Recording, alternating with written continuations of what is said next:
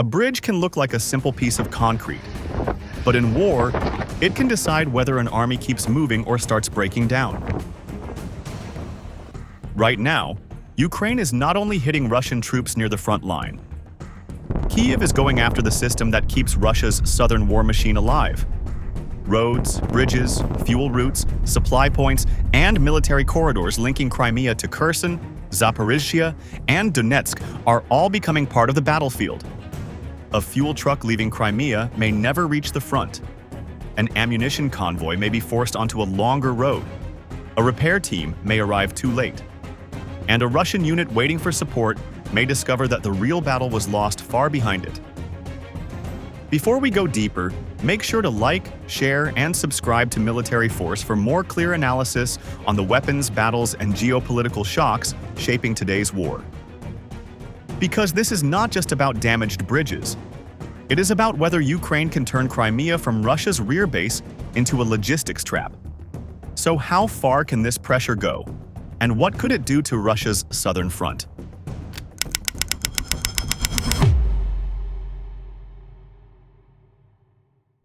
Ukraine is now fighting Russia's southern front by attacking the system that keeps it alive, not only the soldiers who stand in trenches.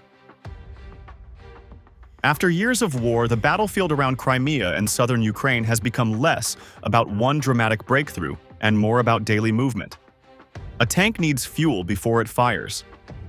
An artillery battery needs shells before it can shape the front. A short-range air defense system needs missiles, spare parts, and power before it can protect a convoy. Even infantry need food, water, ammunition, rotation, and medical evacuation. If any part of that chain slows down, the combat unit at the front may still exist, but its ability to fight starts to shrink. That is why Ukraine is turning its attention from the visible edge of the battle to the deeper machinery behind it. For Russia, Crimea is not only a symbol or a seized territory on the map. It is also a rear base, a staging area, and a transport hub for the southern theater. From Crimea, supplies can move toward Kherson, Zaporizhzhia, and parts of Donetsk through roads, bridges, ports, and coastal routes. This network helps Moscow feed its forces across a wide front without moving everything directly from Russia's mainland. It gives Russian commanders a place to store fuel, repair vehicles, move reserves, and support units facing Ukrainian pressure. But that same value creates a weakness. If the routes out of Crimea become slower, more dangerous, or less reliable, the pressure does not stay behind the front. It travels forward into every Russian unit waiting for support. This is why Ukraine's campaign should not be seen as a series of random strikes. A port in Mariupol, the Chonhar Bridge, the R280 route, and the coastal corridor along the Sea of Azov all belong to the same larger picture. They are parts of Russia's movement system. A truck carrying ammunition does not need to reach a Ukrainian trench to become important. A fuel tanker does not need to be parked beside a tank to matter. A bridge does not need to collapse completely to change the rhythm of war. It only needs to become unsafe, damaged, delayed, or watched from above. Once that happens, Russia must spend more time planning each movement and more resources protecting what used to be routine. The real goal is not always to destroy everything in one strike. It is to force Russia to make worse choices. If one road is hit, vehicles may move to another. If that road is watched, convoys may travel at night. If nighttime movement becomes risky, commanders may split supplies into smaller groups. But smaller groups need more trips, more drivers, more protection, and more coordination. That creates delay. It also creates patterns, and patterns are dangerous in a drone war. A route used too often can be mapped. A parking area used more than once can be targeted. A repair team arriving after a strike can be followed by another drone. In this kind of fight, logistics is no longer behind the war. It has become part of the war itself. This approach also fits Ukraine's wider military problem. Kyiv may not have the manpower to push Russia back everywhere through direct assaults, and a major ground attack toward Crimea would carry extreme risks. So instead of trying to break the strongest line first, Ukraine is trying to weaken what stands behind that line. If fuel arrives late, Russian armor moves less. If ammunition becomes harder to deliver, artillery fire may become more selective. If spare parts are delayed, damaged vehicles stay out of action longer. These are not small effects when they happen across a large front. That is why the targets that follow matter so much. Once Ukraine decided to attack the logistics system, the most important question became clear. Which bridges and corridors would be the hardest for Russia to replace? Ukraine's bridge strikes from June 7th to June 11th, 2026, created pressure on the northern gates of Crimea in a clear and ordered sequence. The first major point was the Chonhar Bridge. It was reportedly hit during the night of June 7th, then struck again on June 9th. This route matters because it is one of the most direct links between Crimea and the Russian-controlled part of Kherson. For Moscow, Chonhar is not just a road crossing. It is a military passage that can carry fuel trucks, ammunition vehicles, repair crews, armored support, and reserve forces toward the southern front. When this bridge is damaged or forced out of normal use, Russian traffic does not simply disappear. It must shift somewhere else, and that creates pressure on every other route still available. That is why the second target mattered so much. On June 10th, Ukraine reportedly hit the Henichesk Bridge, which connects the Henichesk area with the Arabat Spit. This route is narrower and less direct than Chonhar, but it has real value as an alternate path. If Russian forces cannot rely on the main crossing, Henichesk gives them another way to move supplies out of Crimea and toward the northeastern side of the occupied south. But once this bridge also came under attack, Russia's choices became more limited. A backup route is useful only when it stays open, safe, and predictable. If it becomes damaged or watched by drones, it can turn from an emergency solution into another weak point. Then the pressure moved toward Armyansk and Perekop on June 11th. 4 more bridges in that area were reportedly struck. These included the bridge on the road between Perekop and Armyansk, the bridge near Stavki, and 2 crossings over the North Crimean Canal near Mirn and Preobrazhenka. These locations are important because they sit near the northern land entrances into Crimea. This is where geography starts to work against Russia. The area is narrow, movement is easier to track, and heavy military traffic cannot spread out freely across many wide roads. If vehicles are pushed into fewer passages, each convoy becomes easier to delay, observe, or strike. It is important to be careful with the language here. These attacks should not be described as proof that every bridge was completely destroyed or that Crimea was fully cut off in one moment. The stronger and more accurate point is that several crossings were hit, damaged, or disrupted in a short period. In military terms, that can still be serious. A bridge does not need to collapse into the water to lose value. If engineers need time to inspect it, if heavy trucks cannot cross safely, if traffic must slow down, or if drivers fear another strike, the effect has already begun. The deeper issue is that Chonhar, Henichesk, and the Armyansk and Perekop area do not play the same role. Chonhar is a direct route. Henichesk is a useful alternative. Perekop is a natural choke point at the northern edge of Crimea. When all 3 directions face pressure within only a few days, Russia loses flexibility. Commanders can still try to reroute traffic, but every new route carries a cost. It may be longer. It may be easier to monitor. It may require more air defense and electronic warfare cover. It may also create traffic jams that reveal where Russian logistics is being forced to move. This is the real danger behind the bridge campaign. Ukraine is not only trying to damage concrete and asphalt, it is trying to shape Russian behavior. First, one route becomes unsafe, then another route takes more traffic. Then that route also becomes a target. Over time, the entire movement pattern becomes harder for Moscow to hide and harder to protect. But the real value of this campaign is not only in hitting the bridges. It is in forcing Russia toward replacement routes, then putting those same routes under pressure.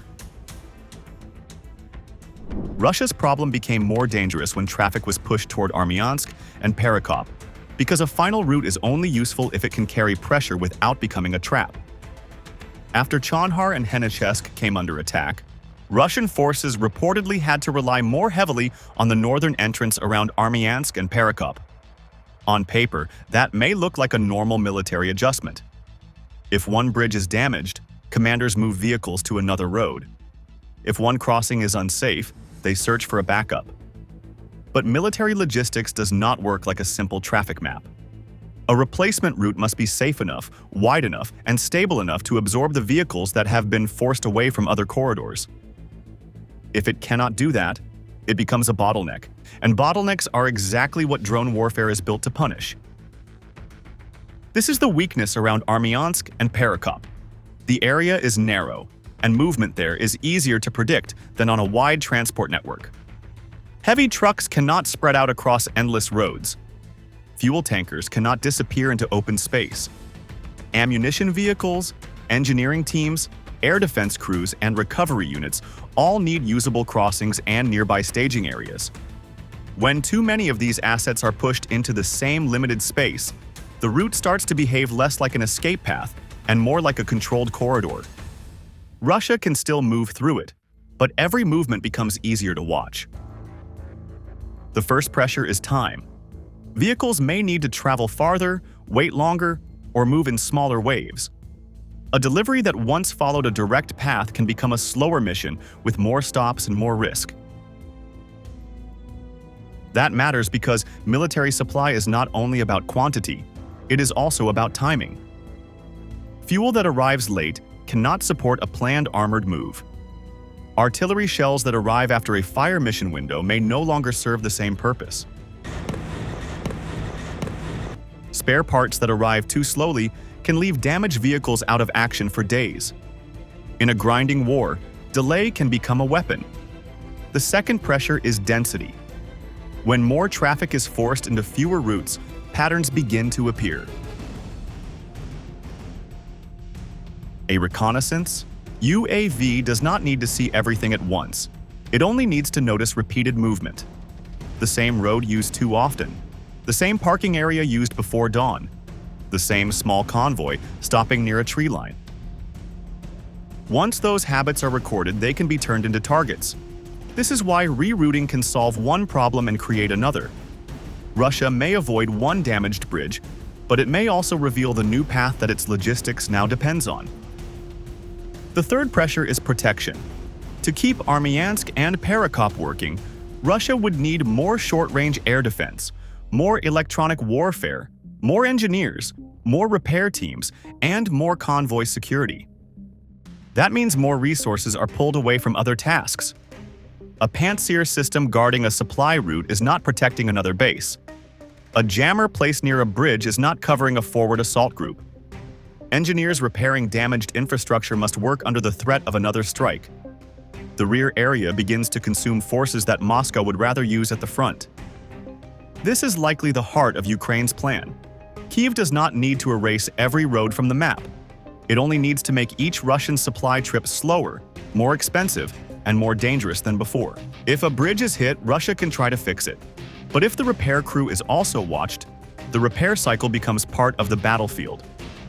If a convoy is delayed, the unit waiting for it must ration fuel and ammunition. If a replacement route is crowded, it becomes another target list waiting to be filled. That is why the bridge strikes cannot be separated from the wider air campaign behind Russian lines.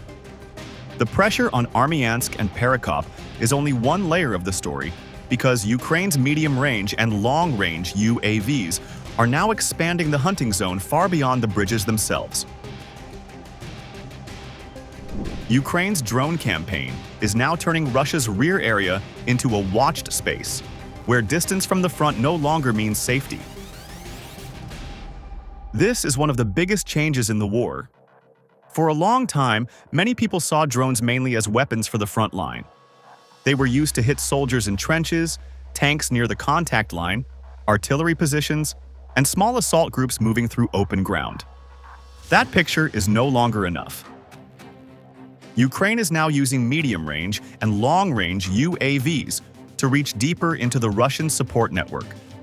These systems can operate around 50 to 150 kilometers behind the line in many cases, and some missions can go even farther. That means a target does not need to be close to Ukrainian infantry to be exposed. The target list has also changed. Ukraine is not only hunting armored vehicles in battle. It is going after military trucks, fuel tankers, ammunition storage sites, staging areas, repair points, rail links, ports, bridges, and transport convoys moving through occupied territory. This matters because these are the parts that allow Russia to keep pressure on the front. A tank can survive a fight, but it still needs fuel. A gun can remain hidden, but it still needs shells. A battalion can hold a trench line, but it still needs food, water, radios, generators, and medical evacuation. When drones start striking those support layers, the damage moves far beyond the explosion itself. Medium-range drones have a different role from small FPV drones. FPV systems are deadly near the front because they can chase vehicles, enter shelters, and strike individual targets with high precision. But larger UAVs can fly deeper, carry heavier warheads, and attack infrastructure that would once require more expensive missiles or special sabotage teams. Open source reports have mentioned systems such as FP2, Hippo, and Behemoth as part of this growing trend. These names matter less than the shift they represent. Ukraine is building tools that can hit the space between the front line and Russia's deeper rear. And that middle zone is where military logistics lives. The effect is not only physical, it is also behavioral. If Russian drivers believe a road is being watched, they may slow down, change direction, wait for darkness, split into smaller groups, or stop moving until new orders arrive. Every one of those choices reduces efficiency. A smaller convoy may look safer, but it needs more trips. Night travel may reduce visibility from the ground, but thermal optics and UAV patrols can still detect heat signatures, parked vehicles, and repeated routes. A sudden delay can also create traffic near a crossing or depot, and crowded military traffic is exactly what Ukraine wants to find. This pressure is now spreading across important hubs in the occupied south. Melitopol, Tokmak, Berdyansk, Mariupol, Kherson, and Crimea are not just names on a map. They are places where Russia moves supplies, repairs equipment, stages vehicles, and links different parts of the southern theater. Some of these areas were once treated as safer because they sat far from the closest trench. But as Ukrainian drones reach deeper and stay active for longer, that idea becomes weaker. The rear is no longer a quiet space. It is becoming a moving battlefield. That is why the bridge strikes and the drone campaign belong together. Damaged crossings force Russia to reroute. UAVs watch the new movement. Convoys try to adapt. Then new patterns appear. This creates a cycle of pressure that can slowly reduce the strength of Russian logistics without requiring Ukraine to capture every road by force. When routes, depots, ports, and staging areas are all under threat at the same time, the issue is no longer the loss of one truck. It becomes a question of whether Russia can keep an entire southern front supplied under constant observation.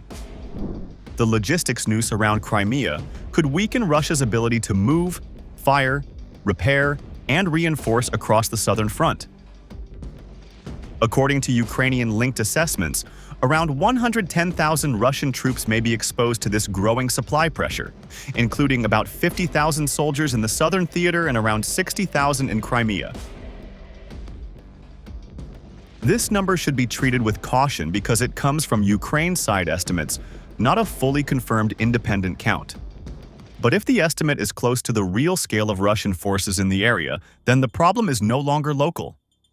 It becomes a theater-wide pressure point. A supply delay near Crimea can affect units in Kherson, Zaporizhzhia, and the wider southern line. The first effect would be fuel. Russia can still have tanks, armored vehicles, trucks, and self-propelled artillery on paper, but those systems lose value when fuel movement becomes slower or less reliable. A vehicle that cannot move at the right time is not a real reserve. a gun that cannot shift position quickly becomes easier to locate. A commander who must save fuel may delay an attack, reduce patrols, or avoid moving heavy equipment unless the mission is urgent. That changes the tempo of the fight without Ukraine needing to destroy every vehicle. The second effect would be ammunition. Russia's artillery advantage depends not only on how many guns it has, but on how steadily shells reach firing positions. If deliveries slow down, Russian units may have to choose where to fire and where to hold back. They may still hit Ukrainian positions, but the fire may become less constant across the front. That matters because Russian tactics often depend on pressure over time. If that pressure becomes uneven, Ukrainian defenders can find more room to move, rotate, and prepare counterfire. The third effect is repair and recovery. Modern armies do not only need new vehicles, they need damaged vehicles to return to service. If spare parts, mechanics, recovery trucks, radar components, drone equipment, or air defense missiles arrive late, more Russian systems stay broken for longer. A damaged radar may leave a gap. A disabled truck may block movement. A short-range air defense system without missiles becomes a heavy machine with limited use. Over time, small repair delays can become a serious drop in readiness. This is the real meaning of a logistics noose. Ukraine does not need to cut every road in one day. It only needs to make each route risky, each shipment slower, and each staging point easier to detect. Russia may still find ways to move supplies, but the cost rises with every detour. More drivers are needed. More convoy guards are required. More engineers must repair damage. More air defense assets must protect roads instead of combat units. If this campaign continues at its current intensity, Russia may keep some supply lines open, but they may no longer work at the speed Moscow needs. That could limit the scale of future attacks in Zaporizhia, Kherson, and any direction tied to Crimea. The southern front may not collapse suddenly, but it could become heavier, slower, and more expensive for Russia to hold. Ukraine's campaign around Crimea is not just about bridges. It is about whether Russia can still run its southern war machine under pressure. Chonhar, Henichesk, Armyansk, and Perekop each matter in a different way. Some routes help Russia move directly from Crimea toward Kherson. Others serve as backup corridors when main roads are damaged. The northern gates of Crimea also sit in narrow terrain, where traffic is easier to observe and harder to hide. When these points come under pressure together, Russia is forced to defend not only its bridges, but the entire rhythm of its supply system. That is the central issue. Ukraine does not need to prove that Crimea is fully isolated today. Kyiv only needs to show that Crimea is no longer a quiet rear base.